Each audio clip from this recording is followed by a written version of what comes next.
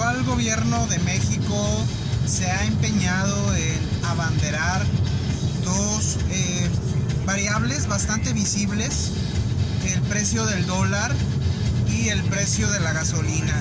Con estas dos variables, el gobierno actual, cuando era oposición, las utilizaba para golpear al anterior gobierno. Si subía el precio de la gasolina, si el dólar se volvía más caro, había crítica de la oposición entonces hacia el anterior gobierno de que algo se estaba haciendo mal y que se estaba afectando la economía. La inflación fue un fenómeno controlado por muchas décadas en el país, por lo que no fue algo que la entonces oposición viera como una herramienta para golpear al gobierno anterior.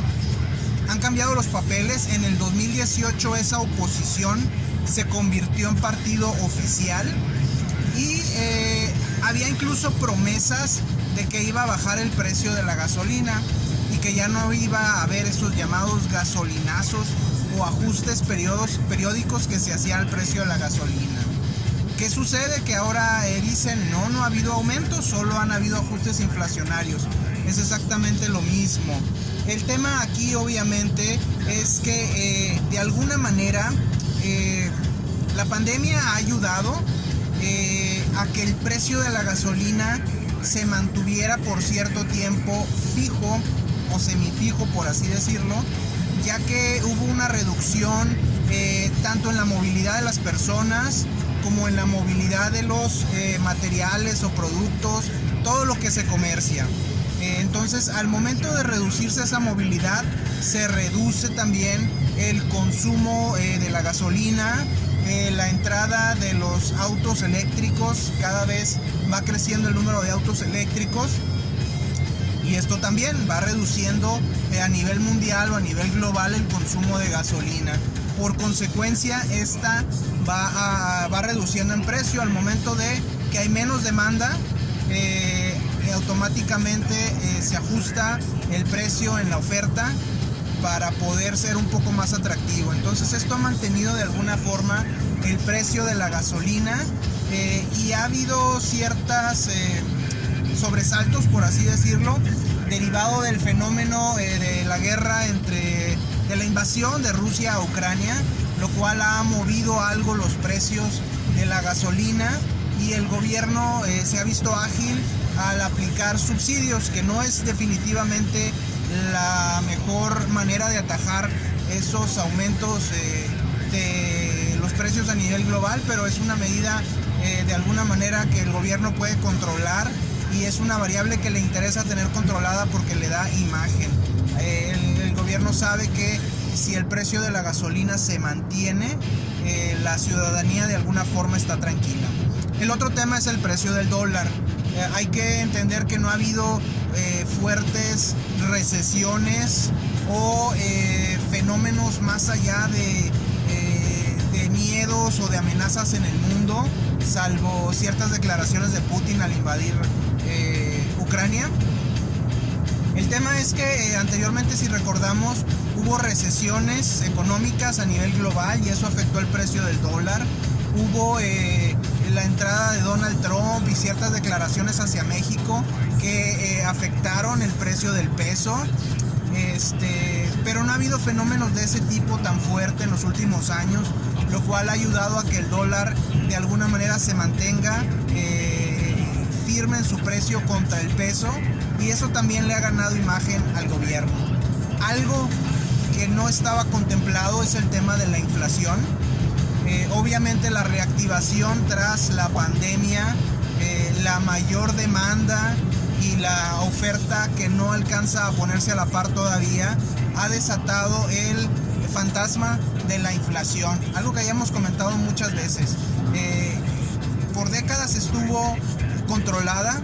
Desde los 70s creo que no veíamos o no hemos visto una inflación de 2 dígitos, pero la inflación ya anda en el rango del 7, el 8%, lo cual ya es más del doble de lo que teníamos hace quizás un año o menos de un año, que andaba en el 3.5 más o menos. Ahorita ya hablamos de inflaciones del 7, casi llegando al 8, y todavía falta la segunda mitad del año, donde la inflación normalmente se dispara en los meses, a partir del mes número 6 y a partir del mes número 9 hay incrementos fuertes en la inflación. Entonces se podría pensar que la inflación pudiera llegar a 2 dígitos, lo cual ya empieza, si llegáramos a eso, ya empezaría a afectar fuertemente la imagen del gobierno. Ya es algo que pega directamente en el bolsillo del consumidor y desplaza de alguna forma como variables predominantes el precio del dólar y de la gasolina.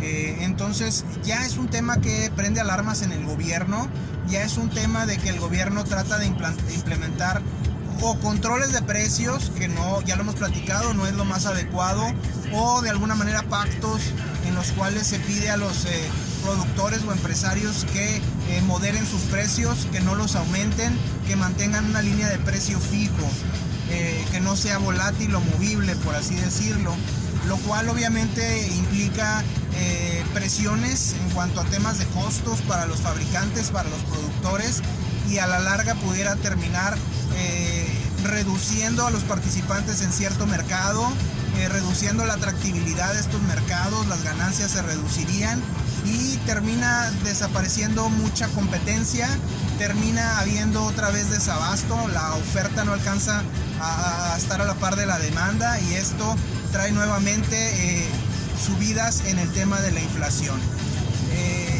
¿Qué pasa aquí? Se tiene que hacer medidas para impulsar la competitividad, para impulsar a las pequeñas y medianas empresas, a las microempresas, para que haya más competencia y esto ayude a atajar el tema inflacionario.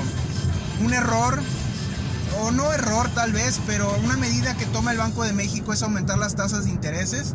Cuando aumentas la tasa de interés, lo que haces es frenar la inversión, frenar el flujo de efectivo, y esto en automático reduce las demandas y por lo tanto la oferta se tiene que ajustar hacia la baja en tema de precios.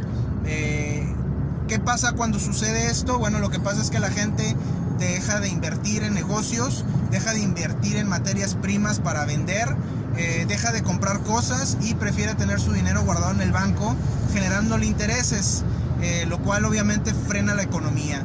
Entonces ya tenemos dos temas, el tema de la inflación que se dispara y el tema del crecimiento económico que no se va a dar, se va a frenar y probablemente la gente empiece a hacer un lado el interés por el precio del dólar y por el precio del litro de gasolina y ya empecemos a hablar del tema ahora sí como variable importante de la inflación. Y el otro tema importante derivado de esto obviamente podría ser una escasez, una escalada de precios, la inflación, la escasez, etcétera. Entonces se le empieza a complicar la situación al gobierno, sus medidas no parecen ser las mejores, tiene que impulsar la competitividad, tiene que impulsar la productividad para salir adelante de este tema, pero es algo que el gobierno ha mostrado no lo sabe hacer. Entonces esperemos y que apliquen bien la fórmula. No hay que olvidar que el 90% de los negocios o empresas en México son empresas pequeñas, son empresas micro. Entonces, si no se les incentiva de alguna forma, si no se les empuja de alguna forma, que no se hizo durante toda la pandemia, y esto los afectó fuertemente, no vamos a salir de esta espiral inflacionaria y por lo tanto va a estar ocasionando descontento entre la población. Ese podría ser uno de los principales golpes a la base de votantes del actual gobierno, que tiene aspiraciones en un momento dado a poder seguir en el poder. Entonces vamos a ver al gobierno hacer hasta lo imposible por atajar la inflación de alguna forma. Ojalá sea una forma creativa y no una solución a corto plazo que a largo plazo nos afecte gravemente.